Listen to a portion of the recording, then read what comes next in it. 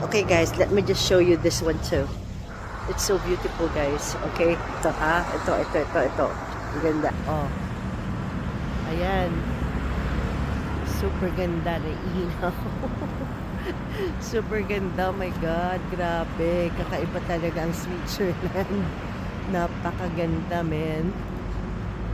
Beautiful, beautiful, beautiful Lucerne. Beautiful Lucerne. Yan ang Switzerland, guys. Oh, ayan. Oh, very, very beautiful. Oh,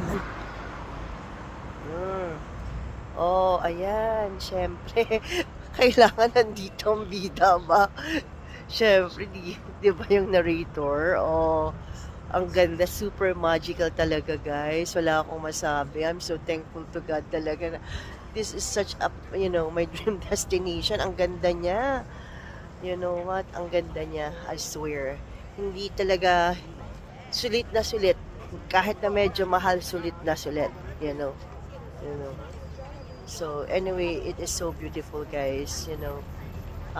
Well, hope you guys also check out my link, divasuperstar.com, for your dreams can come true. Promise, i-check nyo lang. Wala pong mawawala sa inyo. Welcome to Lucerne, Switzerland. Gusto pong i-share sa inyo yan. Lagi ko po sinasabi, hindi po yan scam. I-check nyo po yan kasi napakaganda pong opportunity. Wag po kayong mag-alala. Dahil ang dami na pong tao ang naging maunlad sa ganyang sa digital business. Yes, kailangan po nyo ng puhunan. Lahat ng business may puhunan. Pagka-travel, hindi man libre, di ba? You have to pay also. Same thing with business. Okay, guys. So, I just wanna make sure, I just wanna share this thing to you guys. So, ang ganda-ganda niya. Oh. Paikot-ikot lang tayo. Nandiyan naman yung building dito. Yun naman yung old town sa tabi.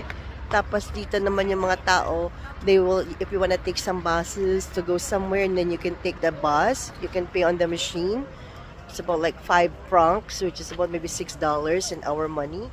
And then, yeah, it's so beautiful, guys. So, pati yung buses. Gorgeous.